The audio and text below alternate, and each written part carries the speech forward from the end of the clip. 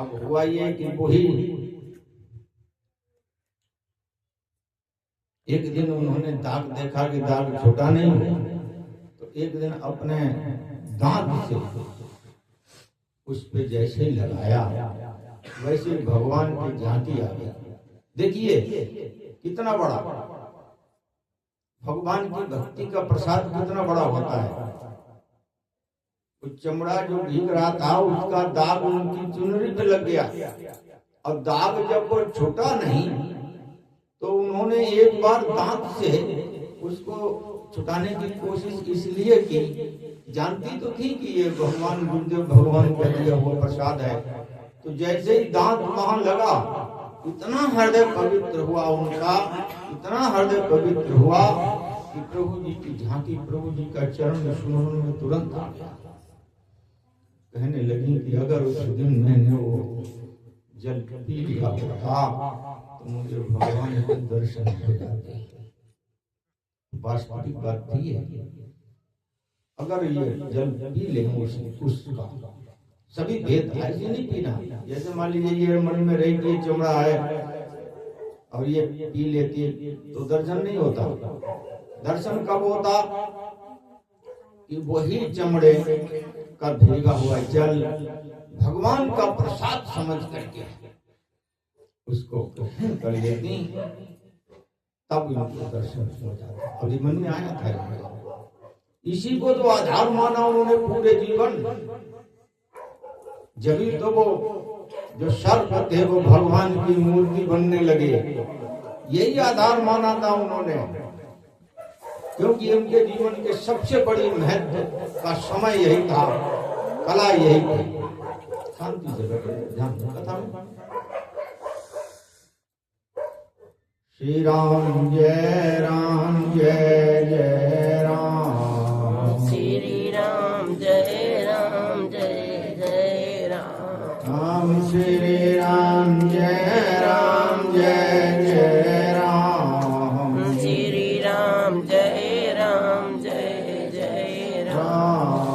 श्री राम जय जय राम, श्री राम जय जय राम।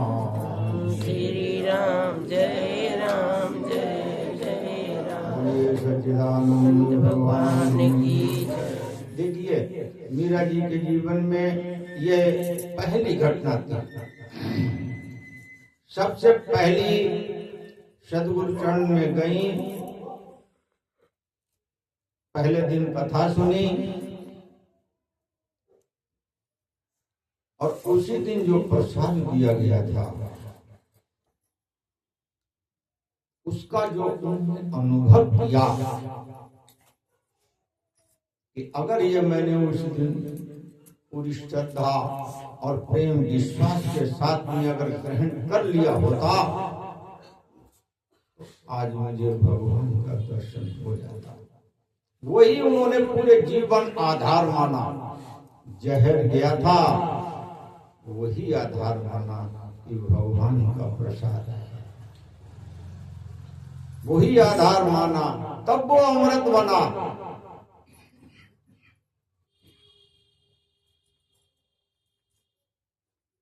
ऐसे नहीं वो अमृत बन गया था। जैसे भगवान भोले जी ने समुद्र से जब जल जहर निकला था तो जो उन्होंने ग्रहण किया जहर, तो अगर वो जहर को जहर की ढंग से ग्रहण करते तो किसी को भी वो अमर नहीं कर सकता है। चाहे मीरा जी हो, चाहे कोई भी हो, भगवान शिव जी हो, चाहे हम हो, आप हो, कोई भी हो, जो व्यक्ति भगवान का प्रसाद समझ करके कुछ भी ग्रहण करेगा उसको अमृत की प्राप्ति होगी। ये इस प्रसंग से समझना चाहिए। जो मीरा जी के सामने जब जहर गया और वो अमृत बन गया, भगवान भोले जी ने जो जहर किया, तो इनकी तो और विशेष बात भोले जी की। भोले जी की क्या थी कि भगवान का प्रसाद समझा, देवताओं का कल्याण करने के लिए इन्होंने जहर पी लिया। अभी इनके मन में एक चीज तुरंत आ गई, जैसे गले में गया वो जहर, तो तुरंत मन में आया कि अंदर तो हमारे प्रभु जी विराजमान है, क्योंकि हृदय में भगवान के ये दो रूपों का हमेशा ध्यान करते हैं। भगवान भोले जी, भगवान का ध्यान एक तो ये हृदय में भगवान हमारे सदा रहते हैं, ऐसा अनुभव ये करते रहते हैं। और दूसरा अनुभव ये करते हैं कि सर्वत्र हमारे प्रभु जी विराजमान है।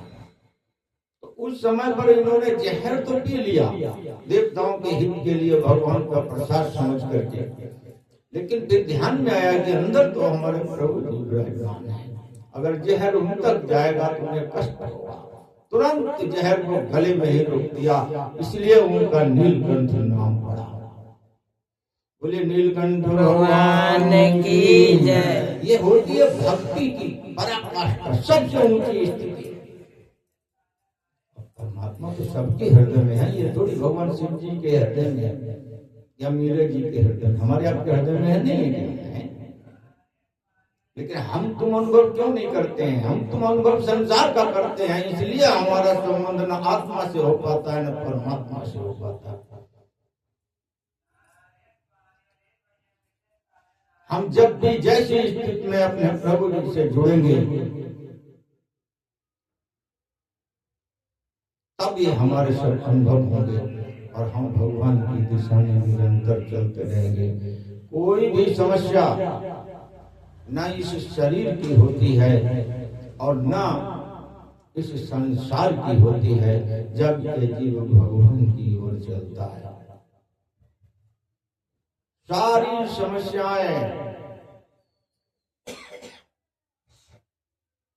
भगवान नाम लेते ही सब समस्याएं समाप्त हो जाती हैं भगवान के नाम में ही। लेकिन अनुभव में जब भी आएगा जब तुम भगवान के होके जीने की आपका अभ्यास करोगे तब होगा। अगर भगवान के लिए तुम न समय निकाल रहे हो, न उनके बारे में सोच रहे हो, न उनके बारे में विचार कर रहे हो, बस काम धाम खाना पीना इधर उधर ऐसे जीवन व्यतीत कर रहे हो तो बहुत बड़े धोखे में हो। ये सत्य है, क्योंकि सत्संग का मतलब होता है कि ब्रह्म का निरूपण धर्म के अनुकूल होना चाहिए। सत्संग का सबसे पहला लक्षण यही होता है। अगर ब्रह्म को हम धर्म के अनुसार नहीं समझा पा रहे हैं तो वो सत्संग नहीं होता है। मुंह देखी संसार में लोकप्रियता के कारण जो लोग सत्संग करते हैं लोकप्रियता तो प्राप्त कर लेंगे, लेकिन न खुद कल्याण को प्राप्त होंगे न दूसरे प्राप्त कर सकते हैं। इसलिए ब्रह्म का निरूपण धर्म के अनुकूल होने के लिए दो बातें सीखना बहुत जरूरी है, त्याग और तपस्या। त्याग का मतलब ये होता है कि जो हमको हमारे संसार, हमारे अपने स्वरूप, हमारे अपने प्रभु जी से जो मिलने न दे सकते, किसी भी प्रकार के जैसे विचार है, अच्छा खासा चिंतन तुम्हारा चल रहा है, कोई विचार ऐसा आ गया जो चिंतन को खत्म कर दिया तुरंत, तो उस विचार का तुरंत त्याग करो, इसे त्याग कहते हैं। जैसे पूजन कर रहे हो, पूजन करते समय तुम्हारा मन संसार में किसी ने तुम द्वारा नुकसान किया, तुम उसकी बात को जैसे ही स्मरण करोगे भगवान जी से तुम्हारा संबंध टूट जाएगा, भले तुम पूजा करते रहो 1 घंटे 2 घंटे। तो त्याग का मतलब यही है कि उस विचार का तुरंत त्याग करो, अपने प्रभु जी के पास आ जाओ। पूजन के समय ऐसे ही ध्यान के समय कि जिस समय ध्यान लगाओ संसार में कहीं भी मन जाएगा क्यों? कि संसार की आसक्ति है हृदय में भरी हुई, वो तो जाएगा, जरूर जाएगा, तुरंत उसको रोको, भगवान में लगाओ, बस इतना ही काम करना है। तो ये त्याग क्या है? इसका त्याग करना है। ये घर परिवार का त्याग नहीं होता है। घर परिवार त्याग दिया, जो नौकरी पेशा है वो त्याग दिया, घर परिवार